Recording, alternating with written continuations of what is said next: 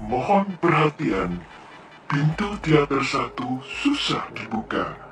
Bagi para penonton yang telah memiliki tiket, silakan masuk melalui jendela. Terima kasih. Akan menyaksikan pertempuran di antara kedua tokoh sakti itu membuat Mahisa Dharma jadi tertarik sekali, sebab ia memang ingin melihat sampai berapa tinggi kepandaian sesungguhnya dari Prawana dan Dewi Selaksa Api, kedua tokoh sakti itu. Waktu itu Dewi Selaksa Api telah berkata dengan suara yang tawar, sekarang kita mulai." "Ya," Prawana mengangguk sambil tertawa menyeringai. Mereka berdua sama sekali tidak menggerakkan tangannya masing-masing, hanya berdiri saling berhadapan dengan mata terpentang lebar. Mereka tetap berdiam diri sekian lama dalam posisi saling berhadapan, sampai akhirnya salah seorang di antara mereka, yaitu Prawana, telah terhuyung satu langkah ke belakang. Mahisa Dharma yang semula heran melihat sikap kedua orang yang akan saling bertanding itu, yang hanya berdiam diri saja, jadi terheran-heran dan dia baru mengerti setelah melihat Prawana terhuyung begitu. Di saat seperti itu hati Mahisa Dharma jadi tergetar, karena perasaan kagumnya. Bayangkan saja, kedua orang itu tengah bertempur tanpa menggerakkan kedua tangannya. Tetapi kenyataannya mereka tengah saling serang dengan mempergunakan tenaga dalam tatanan tinggi.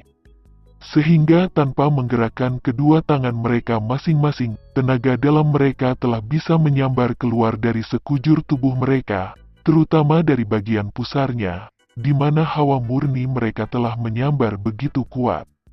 Kenyataannya Prawana yang telah kena digempur kuda-kudanya, tetapi Prawana tidak menyerah begitu saja, dia telah bisa berdiri tetap dan menghentakkan kepalanya perlahan. Dan anehnya tubuh Dewi Selaksa Api jadi bergoyang-goyang. Rupanya wanita tua itu berusaha mempertahankan diri dari terjangan tenaga dalam yang dilancarkan Prawana, tetapi setelah bertahan sekian lama, akhirnya Dewi Selaksa Api mundur satu langkah.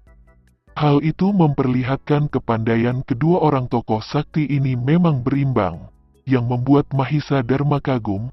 Itulah cara bertempur mengadu tenaga dalam yang tidak biasanya, aneh dan menakjubkan, setidaknya menambah pengalaman buatnya. Waktu itu Prawana dengan tertawa menyeringai telah berkata, "Kita masih berimbang, sekarang kita coba lagi." Sambil berkata begitu, tubuhnya tidak tinggal diam, dia lalu berjongkok dengan satu kaki saja, sedangkan kakinya yang lain telah diangkat tinggi-tinggi. Sikapnya itu sangat aneh dan lucu. Namun kesudahannya hebat, justru tenaga dalam yang dipergunakan oleh Prawana sangat kuat sekali menerjang Dewi Selaksa Api. Sedangkan Dewi Selaksa Api juga tidak tinggal diam saja menghadapi serangan seperti itu, ia telah memiringkan tubuhnya, yang bergoyang ke kiri lalu ke kanan berulang kali, seperti sedang menari. Justru dengan gerakannya itu Dewi Selaksa Api telah mengeluarkan tenaga dalamnya yang tinggi pula. Begitulah, kedua orang ini telah saling tindih dan berusaha merubuhkan lawannya dengan mempergunakan tenaga dalam mereka. Hanya saja cara bertempur mereka yang berlainan dengan cara-cara bertempur lazimnya, membuat Mahisa Dharma jadi memandang terpukau di tempatnya. Setelah menyaksikan pertandingan kedua orang tersebut lebih lama, Mahisa Dharma memperoleh kenyataan kepandaian kedua orang ini mungkin satu tingkat di bawah kepandaian ibunya, dan hanya menang ilmu mereka yang aneh-aneh dan luar biasa. Yang menarik hati Mahisa Dharma juga adalah cara-cara bertempur kedua orang tua itu, yang sama sekali tidak menggerakkan kedua tangan mereka untuk saling menyerang, membuat Mahisa Dharma benar-benar kagum karenanya. Pekok, biruang tinggi besar berbulu putih itu, juga berdiri mengawasi jalannya pertandingan itu. Tampaknya binatang buas ini tertarik sekali, bahkan tidak jarang Pekok mengikuti gerak-gerik dari majikannya, sehingga Mahisa Dharma yang menyaksikannya jadi tertawa. Dewi Selaksa Api sendiri rupanya telah habis sabar karena setelah mereka saling serang beberapa saat lamanya, masing-masing belum juga bisa merubuhkan lawannya. Dengan mengeluarkan suara mendesis seperti desisan ular, Tahu-tahu tangan kanannya dihentak ke atas berulang kali, seperti tengah mengambil sesuatu di tengah udara. Yang jelas muka Prawana kian lama kian berubah, dan di sekujur badannya juga telah mengucur keringat yang sebesar biji jagung, tubuhnya juga sering tergetar, tampaknya ia menderita kepanasan yang luar biasa. Tentunya wanita tua itu mempergunakan ilmu selaksa apinya, pikir Mahisa Dharma. Bukankah ia bergelar Dewi Selaksa Api? Jika dilihat demikian memang kepandaian yang dimiliki wanita tua itu tinggi sekali. Apakah Prawana akan bisa dirubuhkannya? Pikir Mahisa Dharma memantau mereka berdua. Dengan penuh perhatian Mahisa Dharma telah mengawasi jalannya pertempuran tersebut. Sampai akhirnya ia telah berpikir lagi. Tetapi Prawana juga memiliki kepandaian yang luar biasa. Tidak mungkin ia menyerah begitu mudah. Telah 10 warsa, di mana setiap sewarsa sekali mereka saling mengadu ilmu. Tentu saja mereka berimbang ilmunya. Bukankah dalam waktu yang begitu panjang mereka selalu tidak bisa merubuhkan lawan masing-masing? Sedang Mahisa Dharma berpikir begitu, tiba-tiba terdengar suara tertawa Dewi Selaksa Api.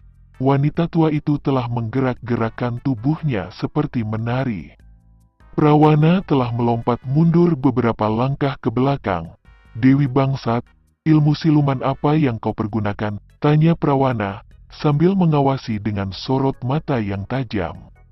Tetapi Dewi Selaksa Api telah menyeringai memperdengarkan suara mendesis. Ia pun terus bergerak-gerak seperti menari. Sampai akhirnya ia merogoh saku bajunya, mengeluarkan sesuatu. Mahisa Dharma yang melihat perubahan dalam pertempuran yang tengah terjadi itu, mementang matanya lebar-lebar, hatinya jadi tegang. Setelah Dewi Selaksa Api menggerakkan tangannya, barulah Mahisa Dharma mengetahui bahwa yang diambil oleh wanita itu dari sakunya tidak lain dari bibit api. Saat itu Dewi Selaksa Api telah menyalakan bibit api itu. Anehnya, ia telah menyalakan api yang cukup besar di sekitar dirinya.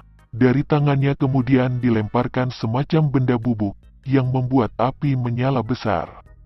Benda berbentuk bubuk halus itu seperti bubuk belirang.